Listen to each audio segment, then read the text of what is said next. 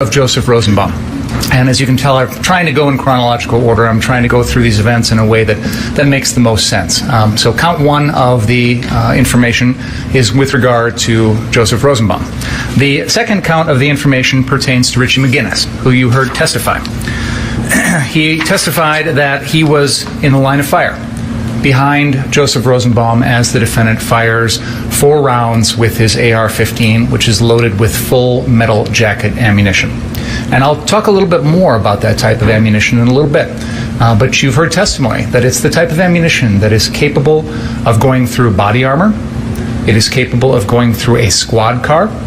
It is designed to go through the target and continue flying on for up to 550 yards.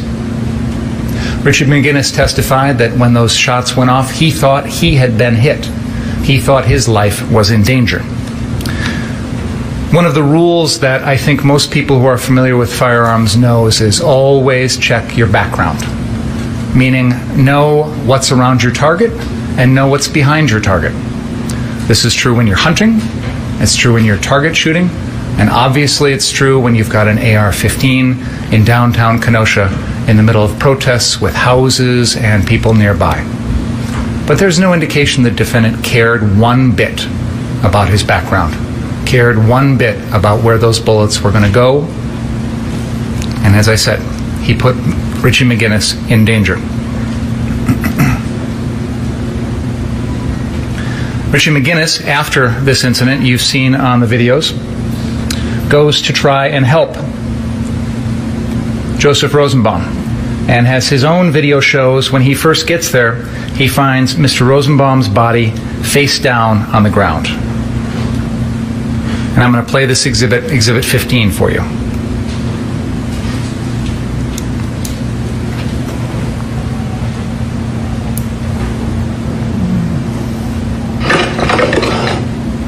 You okay?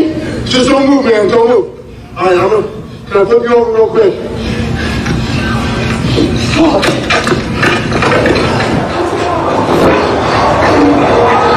I'm gonna flip you over real quick, bro.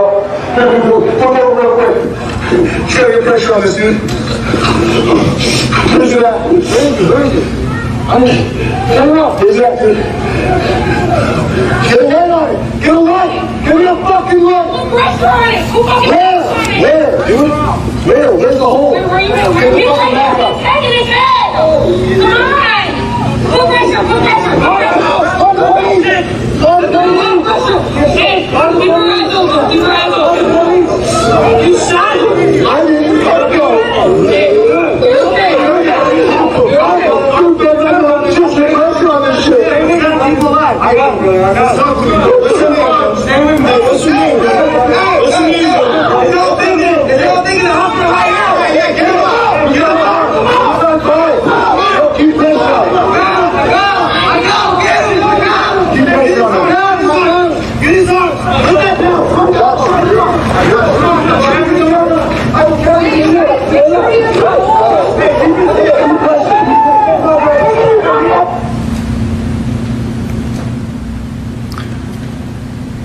You want to talk about medics, you want to talk about people who care, you want to talk about people who are there trying to help. You just heard them and you just saw them. People who didn't know Joseph Rosenbaum, they just knew somebody needed help.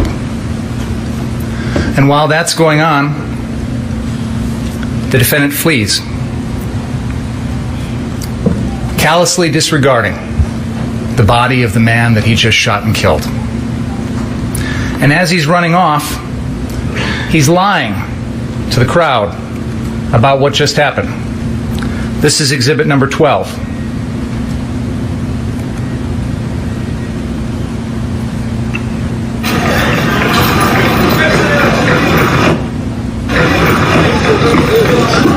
So there was just like 6 shots.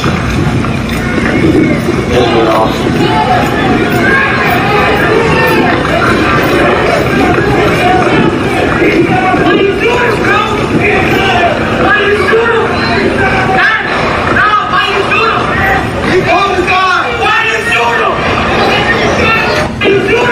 Why you shoot him?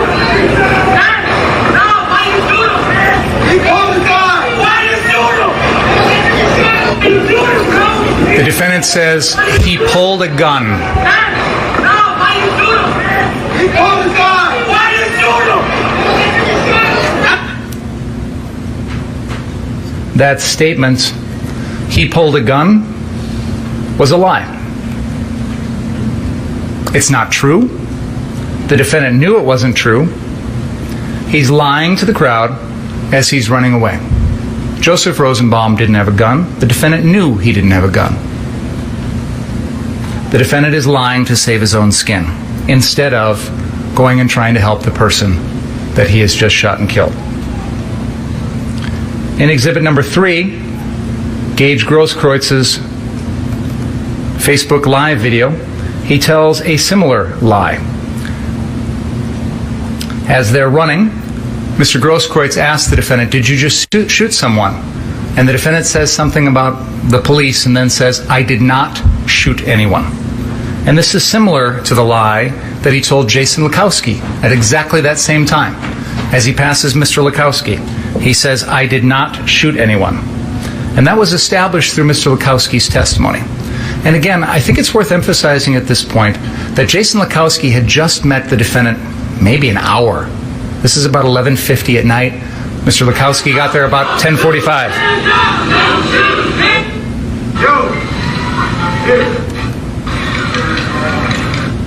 You know? Almost. This is Gage Grosskreutz running towards danger, running to try and help.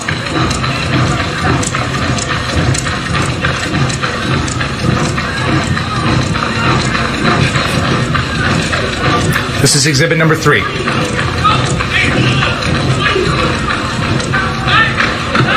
Shots. Hey,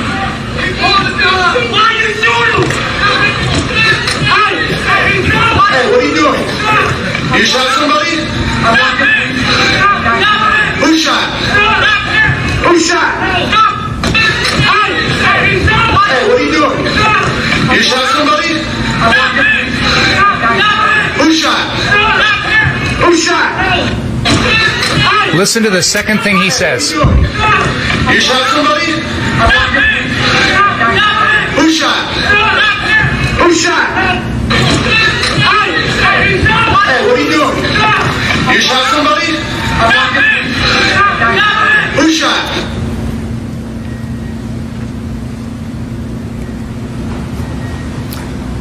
It's hard to tell what his exact words are. I hear the word "not" pretty clearly in there, as in I did not shoot anyone, I did not do anything. Jason Lukowski, he lies to. The crowd, he lies to. Gage Grosskreutz, he lies to. So at this point, the crowd is dealing with what they perceive to be an active shooter. Someone who has just shot someone, who is still in possession of the gun, who is fleeing the scene, and how are we supposed to know where he's going next? You know, all night that night, the crowd has been hearing the sound of gunshots. They've been hearing fireworks, firecrackers. But now, someone actually has been shot. The crowd sees the defendant running with a gun. He's lying to them. He still has the gun. He's shot someone. This is provocation to them. This is someone who has committed a criminal act and is putting people in danger. It is entirely reasonable for that crowd to believe at that moment that he is a threat to kill again. The defendant could have made it unequivocally clear what he was doing. He could have stayed at Mr. Rosenbaum's body, helped protect him, helped preserve his life, call 911. As he's running, he could have announced to the crowd exactly what he was doing, told them. He could have fired warning shots to try and keep him away. He could have dropped the gun. He could have raised his hands in surrender. He could have signaled to this crowd that he did not pose a threat anymore. But everything he does is indicative of someone who is still a threat. Now, the defendant is going to tell you he wasn't. But from the crowd's perspective, how are they supposed to know any different? He does nothing to demonstrate to the crowd that he isn't a threat to kill again. And it turns out he does. It turns out within a few seconds, he does kill again. I submit to you, ladies and gentlemen, that in this situation, the crowd has the right to try and stop an active shooter. They have a right to protect themselves. The defendant is not the only one in the world who has the right to self-defense. But what does the crowd do to try and stop the defendant? I submit to you, and this is not a criticism of them, but they use almost the least minimal, least intrusive means possible. They could have used deadly force against him. They could have shot at him. But instead, somebody comes up behind him and knocks his hat off. Anthony Huber comes up with a skateboard and the defendant blocks it with his arm. And then the defendant falls to the ground on his own. No one knocked him down. This man that the defense wants to call Jump Kick Man, he's got no weapons, no gun, no knife, no nothing, comes in and tries to kick the defendant in the face. Anthony Huber comes back and tries to grab the gun, actually does grab the defendant's gun and tries to pull it away because he's trying to disarm an active shooter. And Gage Grosskreutz comes running in, stops with his hands up in the air until he sees and hears the defendant adjusting his weapon as if preparing to fire again. And then what does Gage Grosskreutz do? He reaches for the gun to try and disarm the defendant. Gage Grosskreutz had his own gun in his own hand. He could have aimed it and fired at the defendant, but he did not. And you heard Gage Grosskreutz testify about that, about how that is a decision that he was not prepared to make at that point in time. He is not the type of person who is just willing to take someone's life in an instant, unlike the defendant, who took 2 lives that night, very quickly and seemingly very easily. There is a video, Exhibit 5, which is the BG on the scene video, which traces this entire incident, which we call the second event. This is going to show you Mr. Huber, Mr. Grosskreutz, and the other individuals who are trying to stop an active shooter using what I would characterize as the least intrusive means possible.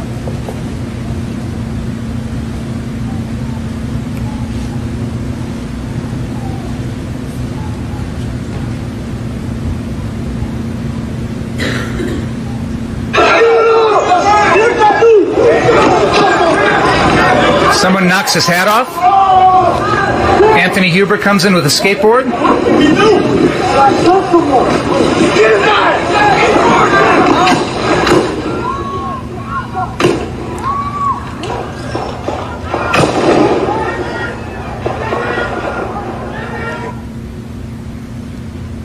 In just a few seconds, the defendant kills one person, attempts to kill 2 more, and blows off Gage Grosskreitz's arm. It's that fast. This is someone who has no remorse, no regard for life, only cares about himself. And these folks that are coming at him, the Jump Kick Man, Anthony Huber, aren't armed. They're not a credible, imminent threat to his life. They are trying to stop an active shooter. And they have a right to do so. Imagine if the crowd couldn't do that. Imagine if they weren't allowed to try and stop someone in this type of situation. After killing Anthony Huber, after severely wounding Gage Grosskreutz, the defendant walks away like he's some sort of hero in a Western.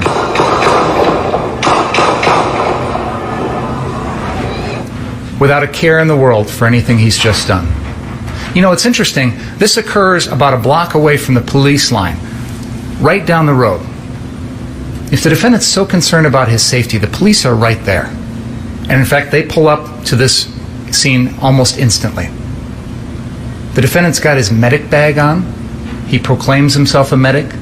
He doesn't know at this point if Anthony Huber's dead or alive or capable of being saved. And yet the defendant offers no assistance, makes no attempt to try and help anyone else. All he cares about is himself. We have taken that video and we have broken it down into individual frames. And I want to take you through, frame by frame, the incident with Gage Grosskreutz. Because a lot has been made about Mr. Grosskreuz's motions and what he does and where he goes and things like that. So I think it's helpful for us to take a look at this. So this is Exhibit 80, beginning with frame 356. At this point, you can see that Anthony Huber is staggering off after being shot in the chest. The wound has entered his lower left rib cage and has wound up almost exiting near his right shoulder. It has ripped through his ribs, his heart, his aorta, and he may not technically be dead, but he's going to be dead within a few seconds. He is stumbling away. The defendant has the weapon pointed towards Gage Grosskreutz here, who is cowering, hovering, hiding, covering his head, trying to stay out of the way. And I'm going to go frame by frame here slowly as we see the movement. Now we see the gun is moving down towards Gage Grosskreutz. It is pointed directly at him from a distance of just a couple of feet. Gage Grosskreutz has his right leg planted as if he's pushing backwards, trying to get away. The gun is still pointed at him. The defendant here is going to adjust the gun, turn it over as if he's making some sort of adjustment on it. Gage Grosskreutz testified that this was a movement that he interpreted as the defendant preparing that gun as if it was going to fire again, as if clearing a jammed round so that he could shoot it at Mr. Grosskreutz. At this point, Mr. Grosskreutz is, I think, probably thinking to himself, if I can get away, I will, until he realizes that the defendant is getting ready to fire again.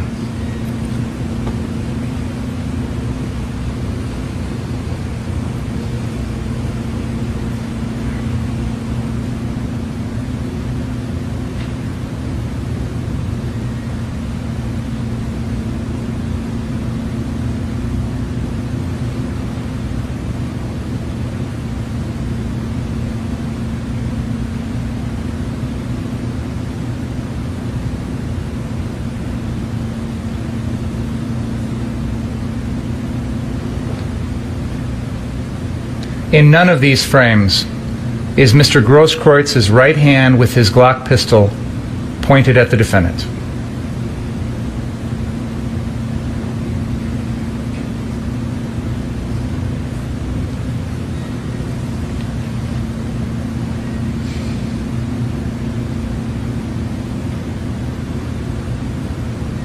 You can see Mr. Grosskreutz is actually backing up with his right leg.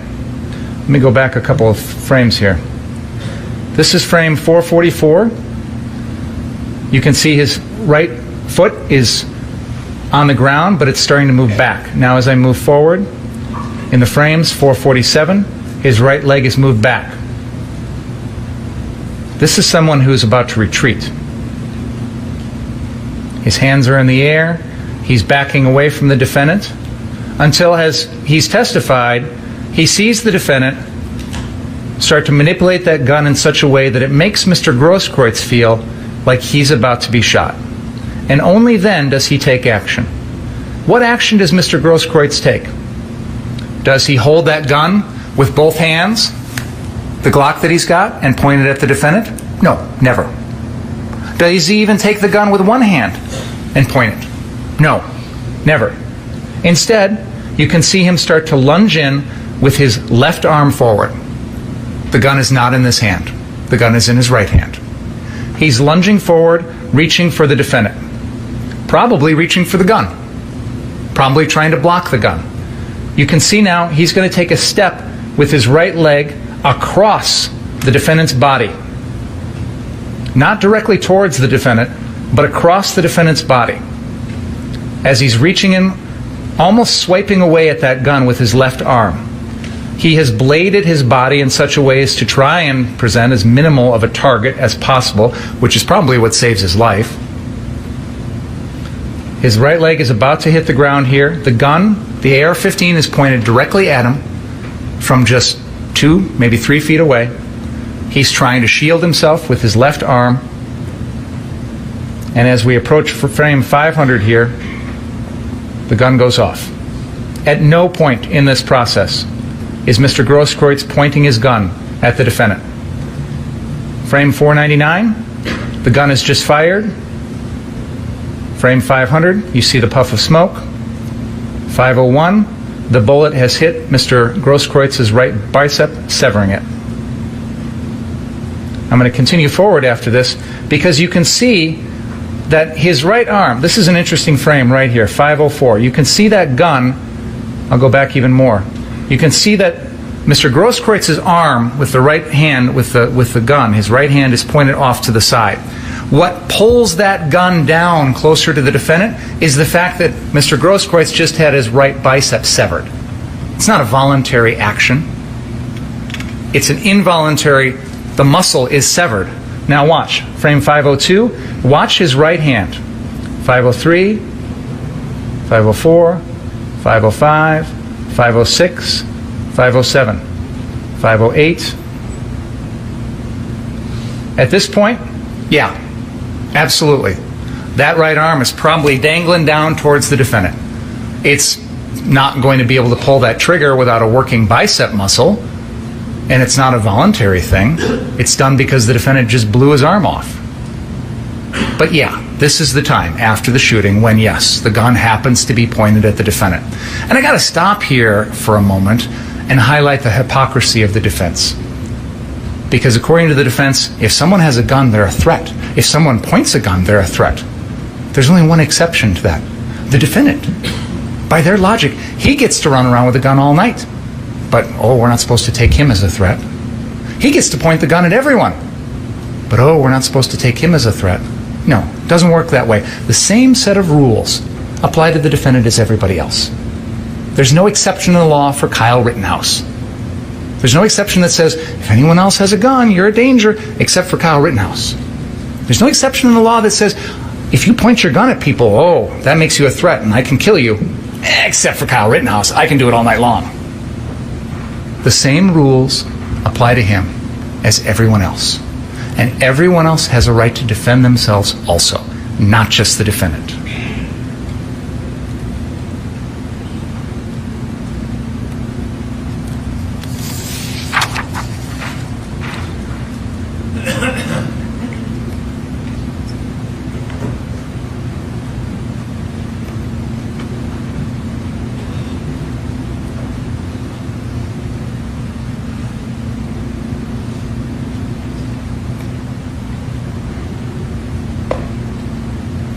We have shown you photos and videos of Gage Grosskreitz's injuries.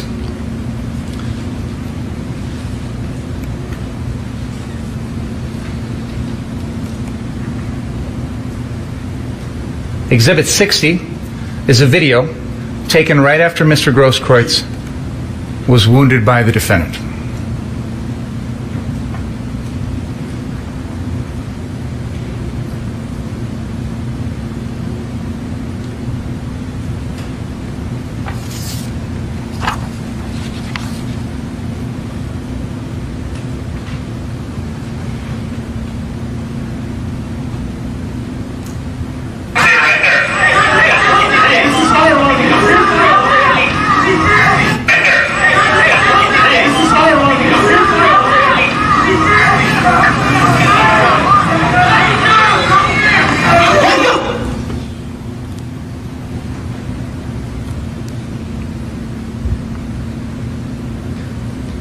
It's hard to look at, but this is what we're dealing with. When you fire an AR-15 at someone from close range, this is what it looks like. I guarantee you, ladies and gentlemen, the defendant had no clue what his gun was capable of. He didn't even bother to pay any attention to it, didn't concern himself with what he would be doing to other people. But this is what happened. Let's not flinch away from this. It's important that we understand what that gun was capable of that night. It killed 2 people, and it did this to Mr. Grosskreitz's arm.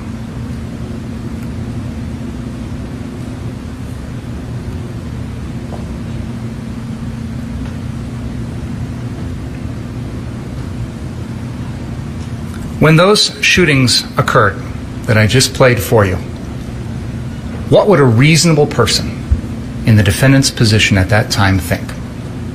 The good news is, ladies and gentlemen, you're going to tell us. As part of your decision in this case, you will represent the reasonable person, of ordinary and prudent person, and you will put yourself in the defendant's shoes that night.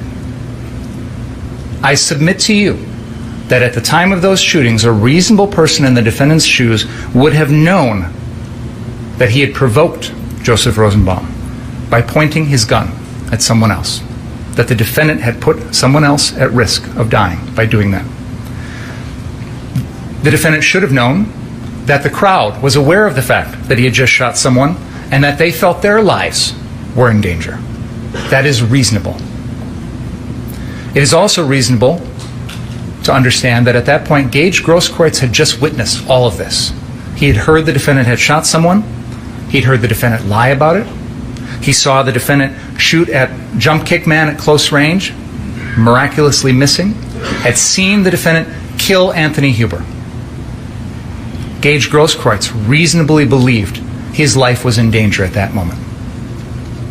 And he was proven correct, because the defendant shot him too. So when you consider what's reasonable in this case, consider whether or not it's reasonable for a criminal to be able to shoot himself out of a crime scene. When a bank robber robs a bank and runs away and the crowd comes after him, can he just shoot anybody and claim self-defense? If someone comes up to that person and tries to stop them, tries to disarm them, like Anthony Huber did, do they forfeit their life? Did Anthony Huber forfeit his life by trying to be a hero and stop an active shooter and protect others? Is that justified? Can the defendant just kill him? In this case, the crowd was right. The crowd knew the defendant had just shot someone. When they're coming after him, they know he's just shot and killed Joseph Rosenbaum. But you know, not every active shooter situation is the crowd have perfect knowledge. When they're told that person running up the street just shot someone, we don't have time in the moment to go back and take a look at the body and replay the video and make a decision before going after the person with the gun. You know, we've had several police officers testify that in an active shooter situation, their first instinct, their first training is to go in and stop the threat. They don't sit there and wonder, well, maybe it was self-defense. I don't know. I'm going to, wait and see. And every day we read about heroes that stop active shooters. That's what was going on here. And that crowd was right. And that crowd was full of heroes. That crowd did something that, honestly, I'm not sure I would have had the courage to do. If I see a guy running up the street with an AR-15 and I hear he just shot somebody, my first instinct is not to approach. Anthony Huber was different. Jump Kick Man was different. Gage Grosskreutz was different.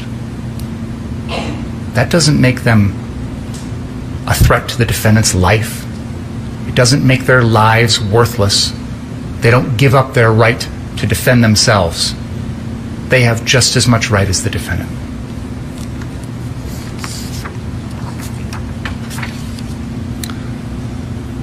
I told you I wanted to begin by talking about the murders committed by the defendant. Now I want to go back and put it all in context for you. And that context starts with, bruh, I'm just trying to be famous. The defendant's TikTok profile. 4 doors, more whores. Picture of him up in Ladysmith, probably in early May, proudly holding his new AR-15. Up until August 25th, 2020, this is the only time he'd ever fired that gun. Maybe put 100 rounds through it or so at that property up there with Dominic Black. They purchased that gun on that same trip. The defendant admitted he knew as a matter of law he could not buy that gun because he was only 17. Yet he wants to tell you that he thought legally he could possess it, which didn't make a lot of sense to me. We don't have a lot of defendants come in and say, well, I possess cocaine. I knew I couldn't buy it, but I thought I could possess it. No, it's not the way it works. Dominic Black conducted what we call a straw purchase for the defendant. He purchased that gun for someone who was not legally allowed to purchase it for themselves. I'm prosecuting Dominic Black for that, as you know, just like I'm prosecuting Joshua Zeminski. Because what Dominic Black did was wrong, and we don't tolerate that. The agreement was Dominic Black was going to keep that gun until the defendant turned 18. It was Dominic Black's gun. It was legally his. And the defendant knew that it was going to be held onto until he turned 18, that he was not going to have it until that birthday. I want to focus a little bit on this AR-15 because I think it's important when you consider the recklessness of the defendant's conduct, how much he knew, cared, or didn't know about this deadly weapon. He'd only fired it that one time, maybe 100 rounds through it. He loaded the gun with full metal jacket ammunition, which I'll talk about a little bit more. He wanted it because he said it looked cool. Didn't seem to know or care much about the type of ammunition or the type of gun. You had a couple of witnesses tell us in this trial, and I could not believe it. A gun is a gun is a gun. Don't even start with that. And a bullet is a bullet. No, it is not. It is not. And anybody who says that is ignorant and reckless. Because there are some important distinctions here. Full metal jacket ammunition is capable of piercing body armor and squad cars. And you heard Officer Krieger testify that when they heard someone was running around with a rifle, he went and got his plate armor out of the back because their regular body armor wasn't going to stop those rounds. Ryan Balch talked about how full metal jacket ammunition is designed, and this is a former Army infantryman, is designed to go through a target like a deer or a person and continue on.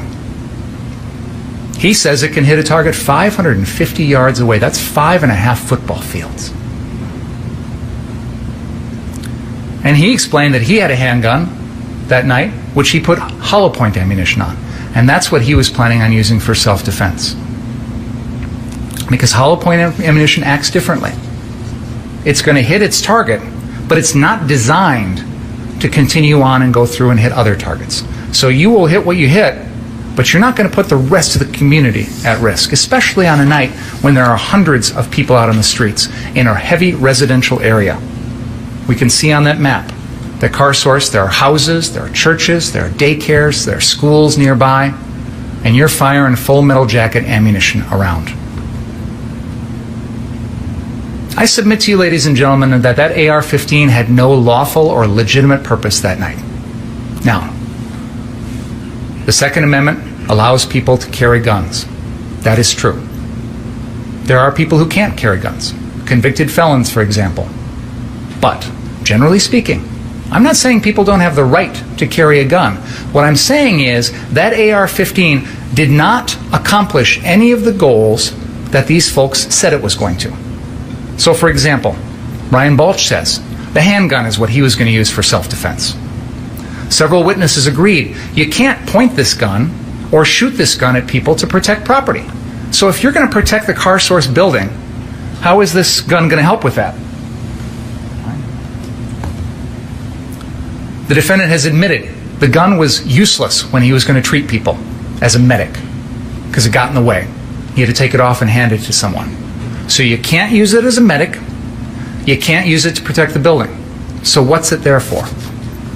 Well, it looks pretty imposing, and it has some deterrence value, but Jason Lukowski, Dominic Black, and Ryan Balch all said they never actually intended to use their guns.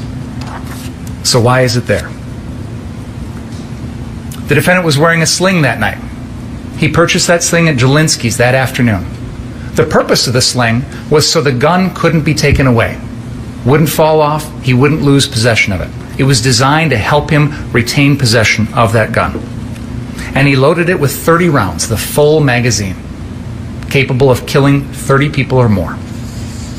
Why do you need 30 rounds of full metal jacket armor to protect a building? This AR-15 is completely incompatible with the role of a medic.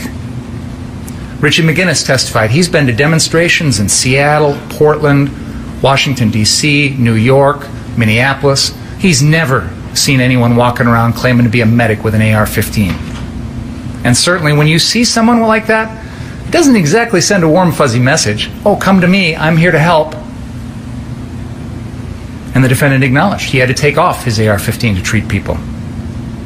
No serious, credible medic wears an AR-15 slung around their body. That's because the defendant was a fraud. He was not an EMT. He lied. He lied to the press. He's being interviewed by Richie McGinnis, who he hears is a member of the media, and he says, I'm a certified EMT. You're lying. You're absolutely lying. Jason Lukowski and Dominic Black said the defendant had to borrow his medical supplies from us. This is an emergency situation. Everybody's anticipating violence. Everybody's prepared for people to be hurt, harmed, injured, and yet the defendant's going to go there and walk around claiming to be a medic? He's like a quack doctor practicing without a license. That puts lives at risk.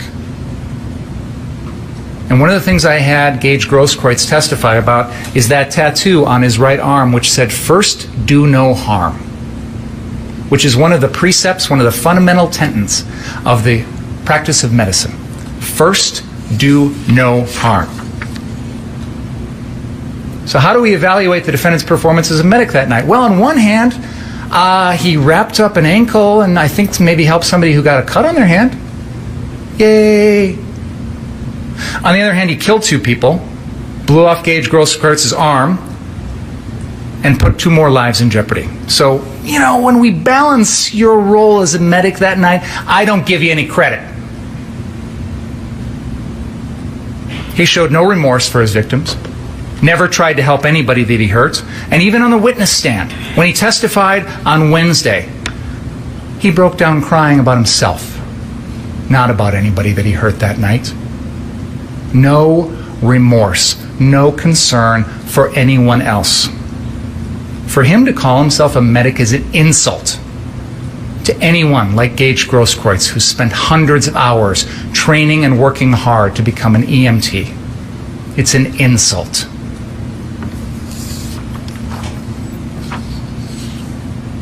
The defendant made a series of reckless decisions that night.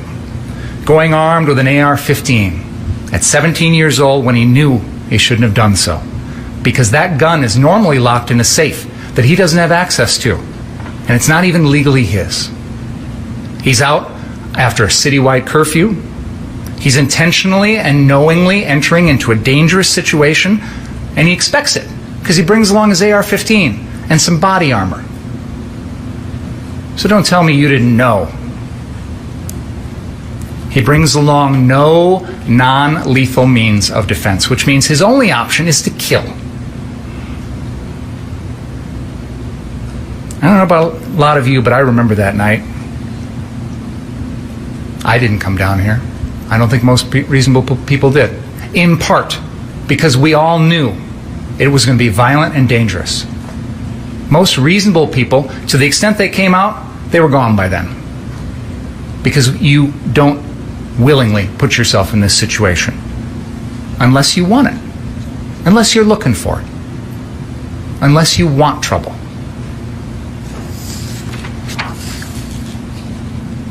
Now, to put this in perspective, at this time here in our community, there were people who were scared. There were people who were worried about themselves, their homes, their families, their business. That's understandable. But this is different. There are also people out there who are exercising their First Amendment right to assemble and to have free speech because of whatever they believed in. And they have that right too. But that's not what we're talking about. The curfew, the riots, the arson, the looting that we'd seen on those prior nights, roadblocks set up around downtown, closed exits on the interstates, all of this was sending the message to reasonable people, go away. Don't come down here. Who was left at 11:45 at night? Most reasonable people had gone home before the curfew, or never even came at all. But the defendant's down there, he says, because he wants you to believe he's protecting CarSource, even though he had no actual ties or genuine concern for this building. You have this caravan of people from West Bend, Ryan Balch, Jason Lukowski, Joanne Fiedler, coming down from some other community, having no idea what's going on here at Kenosha, having no idea what businesses are, having never dealt with CarSource before, just injecting themselves into this situation. CarSource that night was empty. The owners testified. They moved all the cars off the lot. They took the tools out from inside, and they didn't even feel the need to protect that building. So who's there? These guys with their AR-15s are just wannabe soldiers, acting tough, trying to manufacture some personal connection to this event, furthering their own personal agenda. Just a small part of the deluge of chaos tourists we saw here in Kenosha, trying to feed off of what we were going through. Despite everything we did to try and tell them, go away, stay out. Did those owners, Sam and Sal, ask anyone to protect their business? You know, I called them to the stand because I wanted you to hear from them. I had their statement, but I wanted you to hear from them. And I'm sure you formed your own impressions about them. I'm not here to tell you that I believe what they said on the witness stand. I don't think it really matters much, except I wanted you to have a flavor of who these people were and what was going on at that building. What was interesting to me is that text message from the defendant to Sam asking for the address of CarSource, even though the defendant says he's already been there. It didn't make any sense to me. It's not hard to find if you've driven past there every day. You know, Kenosha is one of the easiest cities in Wisconsin to navigate. It's all east, west, north, south. How hard is it to find this place? But the agreement was the defendant was supposed to stay at the 59th Street location. There's another group at 63rd. It was their responsibility, and the defendant testified that when the shootings occurred at 11:45 or 11:50 at night, he didn't even know if that other group was still there or if they'd left. But crucially, you heard the testimony of Kriston Harris, who was out there reporting for his Rundown Live, and he's making some video, and he tells the defendant, stay on your property. Don't go out in the streets and engage with these protesters because you're just making it worse and you're escalating the situation. He tells the defendant specifically that, just 20 minutes before the shootings. Kriston Harris probably said that because he knows this is a crowd that is feeling threatened by the defendant and his group. Richie McGinnis testified when he left the Stella Hotel and immediately ran over to 59th Street, he saw guys up on the roof and he felt threatened. These guns, he said, were the thing that changed the dynamic for him. Drew Hernandez, we showed video of Drew Hernandez having laser sights pointed at him. And he said he felt threatened. He thought someone was pointing a gun from the roof and putting his life in jeopardy. These are two people who are veterans. They've been to protests in Seattle, Portland, Washington, D.C., New York. They've been through this before. And yet here in little old Kenosha, the defendant's group made them fear for their lives. That's the kind of impact these AR-15s had. The crowd is yelling at the defendant's group, stop pointing your guns at us, stop pointing these laser pointers at us. And the defendant sees this. He's well aware of the fact that the crowd out on the street is hostile.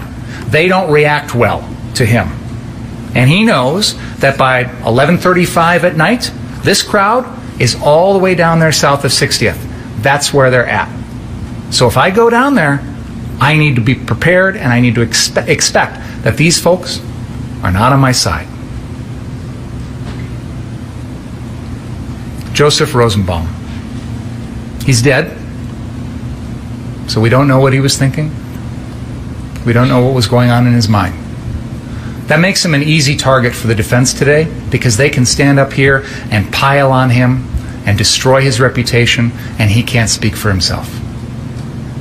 That happens a lot in homicide trials. Blame the victim who can't speak for themselves. So I'm going to tell you a little bit about Joseph Rosenbaum, and you've heard some testimony about him. He had been in the hospital left it that day, had a clear plastic bag with his possessions, toiletries, a water bottle. We've all seen this. You get it in the hospital. It's pretty common. He's walking around like it's pretty much his only possession in the world. He visits Carrie Ann Swart, his girlfriend, and then happens to wander downtown into the middle of civil unrest. No indication he planned to be there. No indication he's part of any sort of movement. He just happens to stumble into it. So what does he do that night? Oh, let me tell you all the awful things Joseph Rosenbaum did. He tipped over a porta potty that had no one in it. He swung a chain.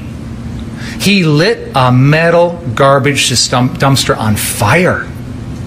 Oh, and there's this empty wooden flatbed trailer that they pulled out in the middle of the road, and they tipped it over to stop some bearcats, and they lit it on fire. Oh, and he said some bad words. He said the N-word.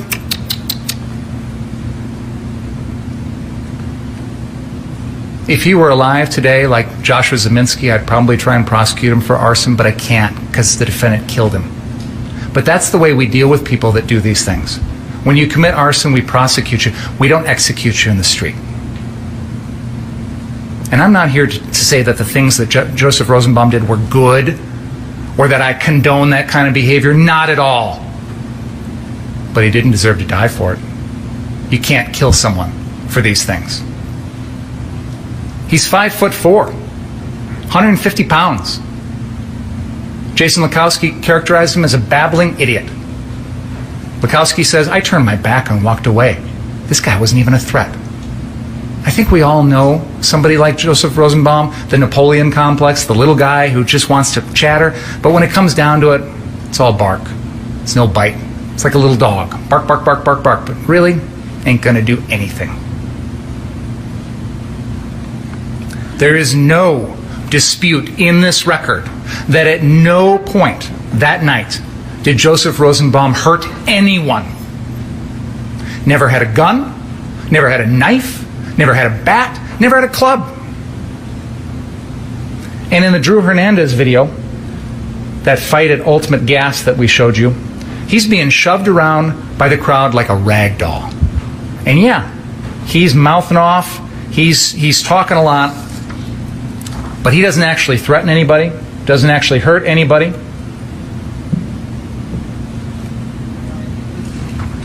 They're pushing him around like he's a tiny little person, which, frankly, he was.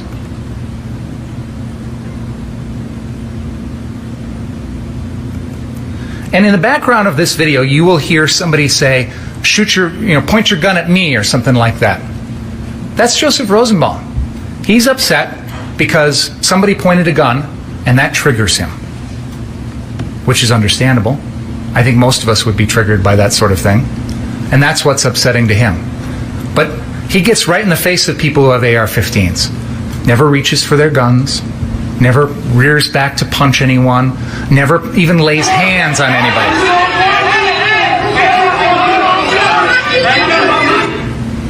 You're going to watch this confrontation here at Ultimate Gas, and I want you to keep in mind that there's a group of people on one side with AR-15s and a group of people on the other side. And none of the people with the AR-15s feel their life is in danger.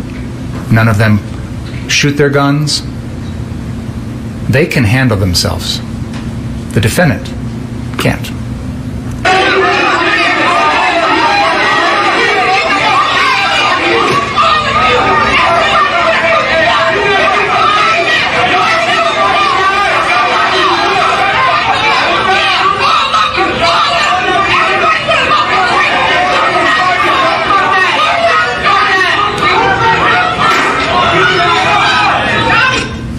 That sound you heard was somebody throwing some sort of plastic thing at one of the stanchions underneath the gas station, and it makes a sound that almost sounds like a gunshot. So add that into the mix. You've got people with guns, loud voices, clear hostility, and the sound of something that, frankly, to me sounds like a gunshot, and yet everybody keeps their cool.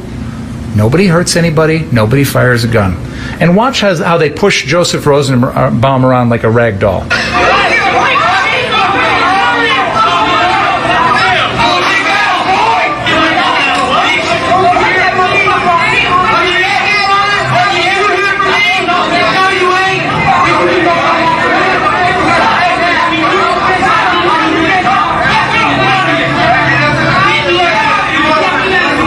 Watch this guy in yellow. He's going to shove Joseph Rosenbaum about 8 feet away.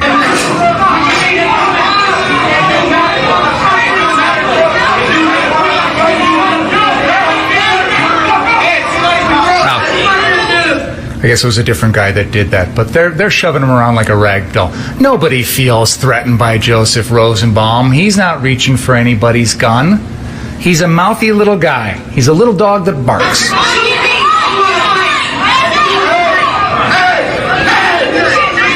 And you know what he's going to do now? He's going to tell him, hey, I need to go grab my bag. I don't have my bag.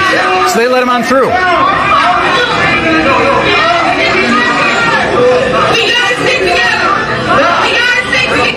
There he is about to reach down and grab his bag off the ground. That's Joseph Rosenbaum.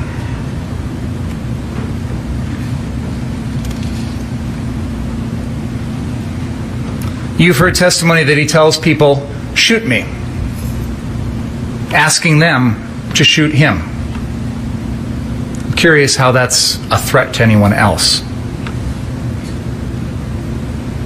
He's triggered, as we saw in that video, by people pointing guns at other people, which is reasonable. Most people would feel that same way. And then we get to the crux of the defense, this threat that he supposedly made to the defendant. The defense would love to be able to play you a video of this threat. They would love for you to see it and hear it yourself. This is a night in which there are dozens of people out there, reporters and regular folks who are recording with their cell phones and with other cameras all night long. We have shown you video of almost every minute of the defendant's night from multiple different angles.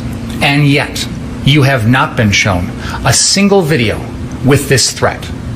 Nowhere. It's not out there. Ryan Balch testified, and we have his transcript.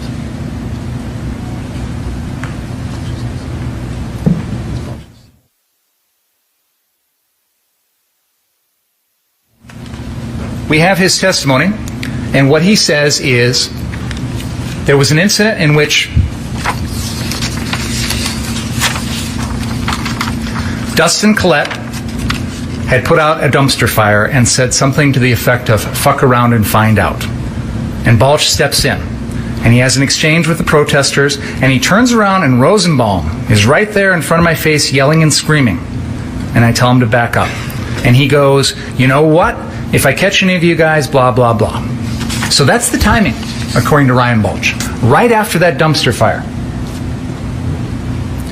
Kriston Harris from the Rundown Live was there, physically, standing right next to Ryan Balch. Not only was he there during the dumpster fire, but he stays with Ryan Balch and or the defendant for the next 6 or 7 minutes recording everything. And I've played this video for you.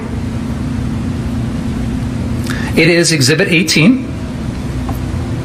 And I played for you a period of time from 1 hour and 22 minutes to 1 hour and 28 minutes.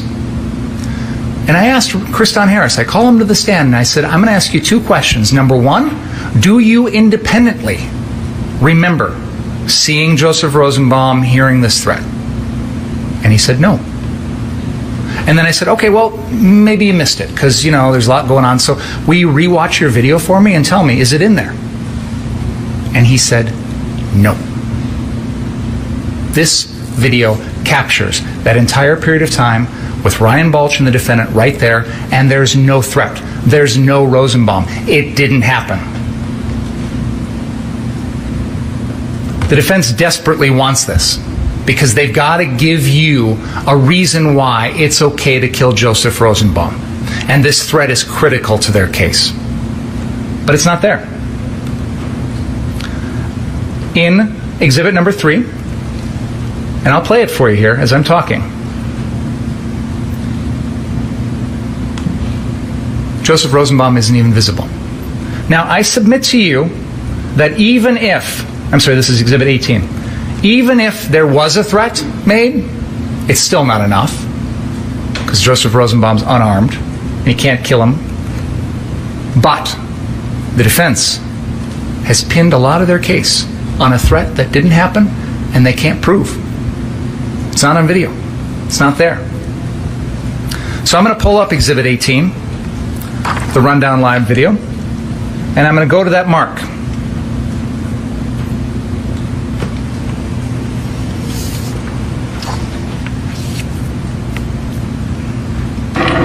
Kristan T. Harris here at the Rundown Live, and I'm here with a bunch of...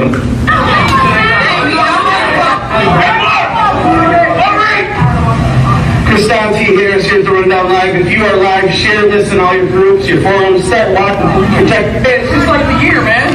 So here's the dumpster fire. When it was a blunt, it would be just a fucking stem. Just be sad and see, man. I could use a doobie right now. Joseph Rosenbaum is not in this video. Here's Dustin Collette about to put the fire out. How's it going? You guys want to fuck around and find out? Hey. Reel in. Don't cause problems when there's none here.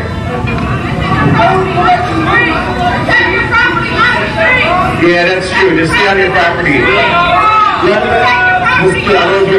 There's way too many of them.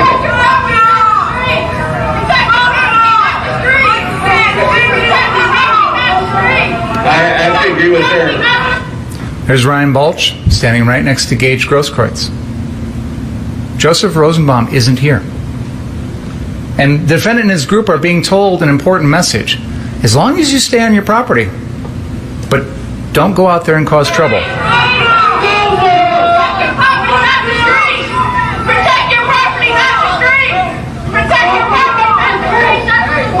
have to agree with her. They shouldn't be on the street. They're just protecting their property. One of the guy's an asshole. I know, I thought they were yelling at me. I was like, what? Well, we did get it lit up. One of the guys losing his patience. We should go inside. Yeah, that's what we're about to send in. Yeah, if you guys can switch them out. He's talking to Ryan Balch right now. He's got a lot of rage. He says the wrong thing. This whole crowd burns the guy's alive. Protect your property. They're respecting that. Just keep it there.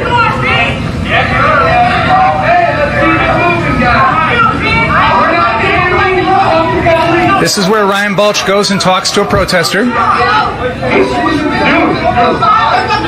just trying to protect his property. He didn't do anything. He said he has no problem with you guys. He just doesn't want to burn down his shit. I can't blame him.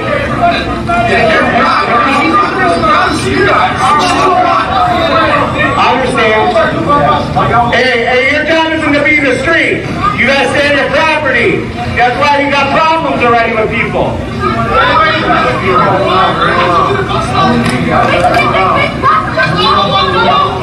one bothering your property. Don't look for trouble or anything. A medic? I know you are, but like they got their own medics, and if somebody's close by, take care of them. I know you're just trying to make peace.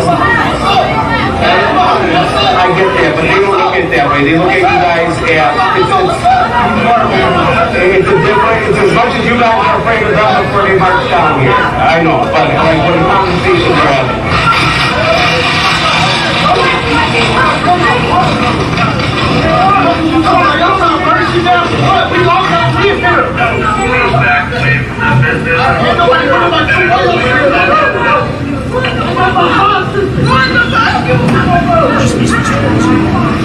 Thanks, guys. Back away from the business. Back away from the business. The rest of the video is the crowd being warded off by gas launched by the police. They launch tear gas, which affects the defendant, it affects Ryan Balch, it affects Kristan Harris, and that group all runs alongside the 59th Street car source, away from the street, away from any protesters. At no point in that video do you hear any threat that Joseph Rosenbaum makes. It's not there. Trust me. If the defense had it, they'd play it for you.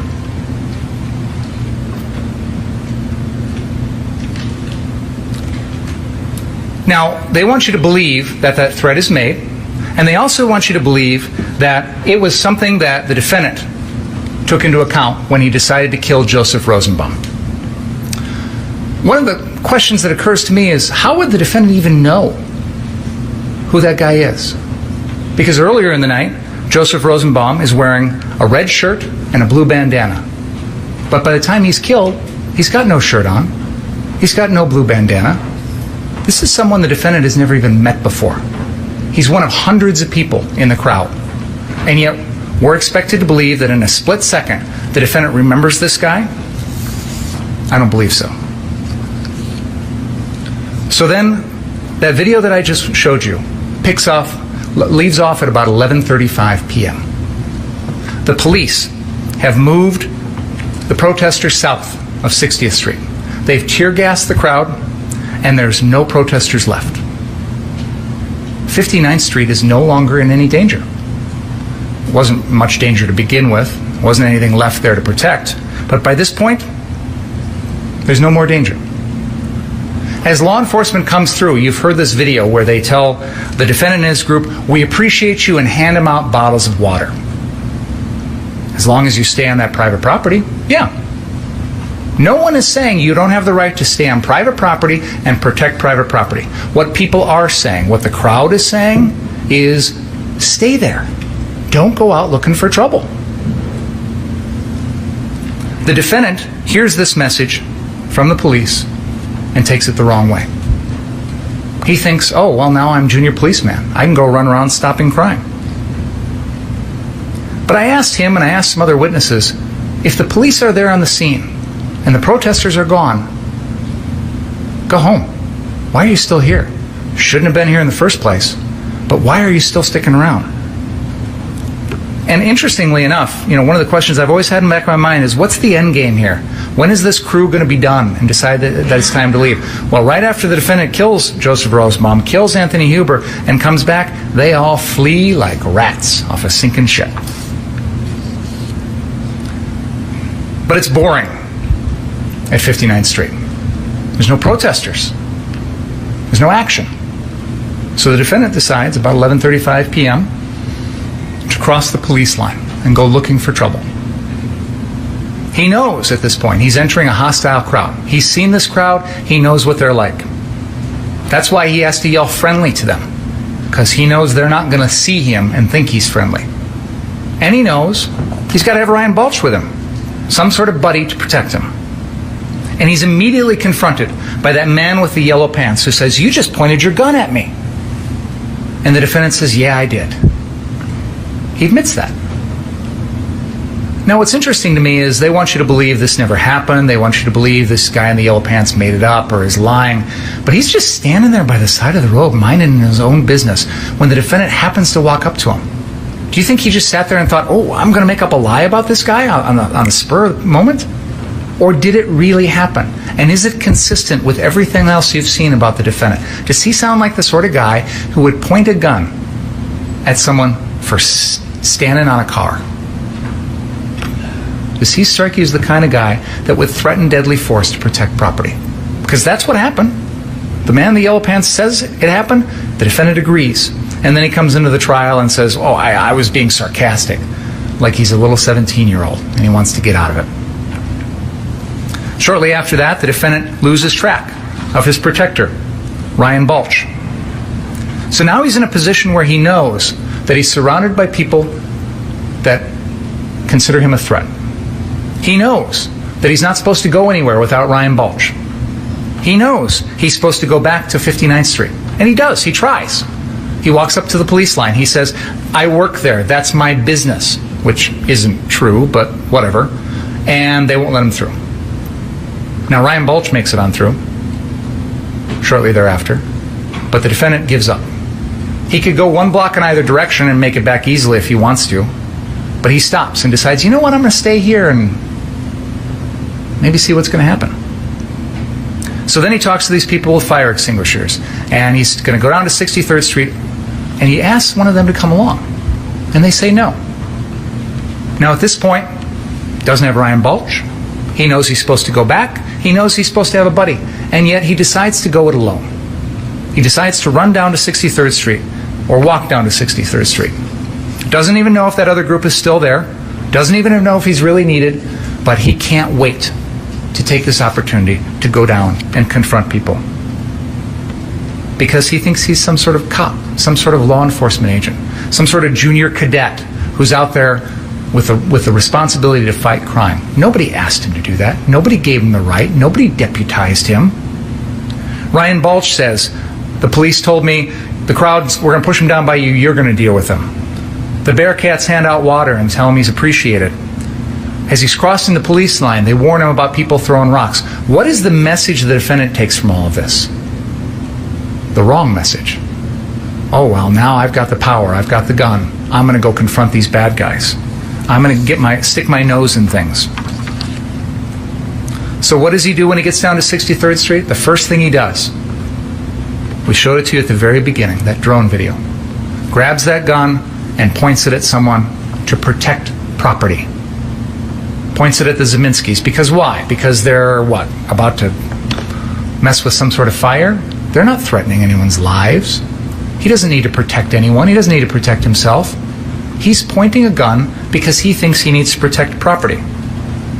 He says he wants to put out a fire, but the first thing he does is drop the fire extinguisher on the ground. His AR-15 isn't going to put out a fire. So why is he really there? And we all agree, you can't use or threaten deadly force to protect someone else's property.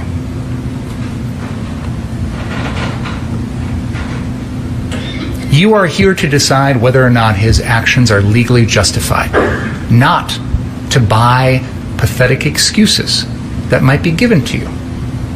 As a teacher, when a student says to you, the dog ate my homework, that's an excuse. It doesn't get you out of the homework assignment. If you panic in a situation that is not reasonable, that is an excuse. It is not a legal justification. If you're 17, if you don't have training or experience, if you put yourself in a situation where you're in over your head, if you're scared, those are excuses. Those are not legal justifications to kill. They do not erase your personal responsibility for your own actions. The court has read to you the instructions in this case. They lay out the law that you should apply. That reading took a long time, and I understand there was a lot to digest. And one of the things that you will have the opportunity to do when you go back and deliberate is read through those instructions yourselves. Because I get that listening to them doesn't always make it clear. But I encourage you to focus on some things when you consider the defendant's behavior in this case. You are told that criminally reckless conduct is conduct that threatens other people's lives and poses an unreasonable and substantial risk to other people. There is no dispute the defendant's activities here threatened other people's lives. He took 2 lives. You know, this is not like a normal murder case. A lot of murder cases we're in here trying to convince a jury that the defendant killed somebody. That's not in dispute here. That's the easy part. The question is, does he get a pass? Do we think that's okay? Do we think what he did was right? That's the question you have to answer. And when you consider whether his conduct was criminally reckless, consider, did it pose an unreasonable and substantial threat to the safety of others? Count 4 charges him with first-degree intentional homicide of Anthony Huber. There is no doubt that the defendant intended to kill Anthony Huber or committed conduct that he knew was practically certain to kill Anthony Huber. That gun was pointed at Anthony Huber's lower left rib cage, and the defendant deliberately pulled the trigger. That was no accident. And when you do that with an AR-15 against someone's body, it is practically certain to kill. We all know this case comes down to self-defense. But there's a high bar for using deadly force in a self-defense situation. The law says that the defendant may intentionally use force which is intended or likely to cause death or great bodily harm only if the defendant reasonably believed that the force was necessary to prevent imminent death or great bodily harm to himself. So did Joseph Rosenbaum pose an imminent threat of death or great bodily harm to the defendant? No way. Did Anthony Huber pose an imminent threat of death or great bodily harm to the defendant? Absolutely not. Did Jump Kick Man or Gage Grosskreutz? No. None of these people posed an imminent threat to the defendant's life or to cause great bodily harm. The standard, when you make this decision, is what a person of ordinary intelligence and prudence would have believed in the defendant's position under the circumstances that existed at the time of the alleged offense. The reasonableness of the defendant's beliefs must be determined from the standpoint of the defendant at the time of the defendant's acts and not from the viewpoint of the jury now. So put yourself in the defendant's position. Would you have done the same thing? Would a reasonable person have done the same thing? Would you have engaged in the reckless conduct that led to this course of events? Would you have gone out after curfew with an AR-15 looking for trouble? Would you have aimed at other people? Would you have tried to use the gun to protect an empty car lot? No reasonable person would have done these things. The court has also instructed you on provocation. You cannot hide behind self-defense if you provoked the incident. If you created the danger, you forfeit the right to self-defense. By bringing that gun, aiming it at people, threatening people's lives, the defendant provoked everything. And if he does that, he has to exhaust all reasonable means to avoid a confrontation. All reasonable means. So if Joseph Rosenbaum's running at him, Joseph Rosenbaum is no threat to his life. And not only is the defendant expected to run, he's expected to yell, push, shove that rag doll around, run back for help, call 911, call for help, do all sorts of other things besides just turn and fire 4 shots as Joseph Rosenbaum falls helpless to the ground. Ladies and gentlemen, there is no doubt in this case that the defendant committed these crimes. He committed a first-degree reckless homicide against Joseph Rosenbaum. He put Richie McGinnis's life in jeopardy. He put Jump Kick Man's life in jeopardy. He intended to kill Anthony Huber, and he attempted to kill Gage Grosskreutz. All of those elements are true. The question is whether or not you believe that his actions were legally justified. And I submit to you that no reasonable person would have done what the defendant did. And that makes your decision easy. He is guilty of all counts. Thank you. Thank you, Mr. Mayor. Let's take a break and about 2:25, hopefully. And please don't talk about the case. Read, watch, or listen to any kind of the trial.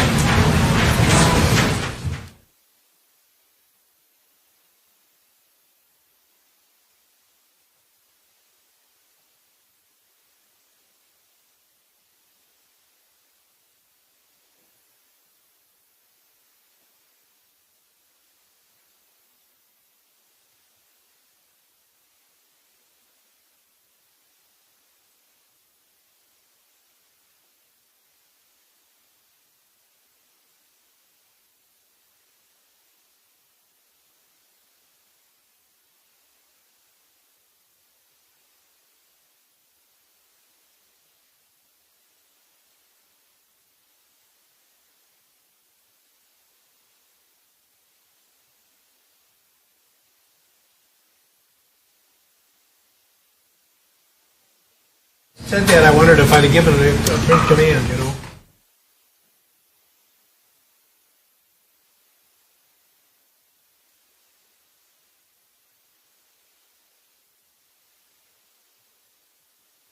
About 2:25 on that Judge, clock. I clocked the closing hour 45 minutes. Is that what you have? You know, you could have gotten away with murder because I wasn't timing it. After having, you were. How long did he talk? He talked 2 hours and 8 minutes. What? 2 I can hours. give the exact starting times. What's that? I said I can give the exact starting times. Well, why don't we call one of the networks and they can tell us because. Detective Howard was standing. What? Detective Howard was standing. This was See if they will So, well, let's get everybody under oath and work it out, and if necessary, we'll have a hearing on it.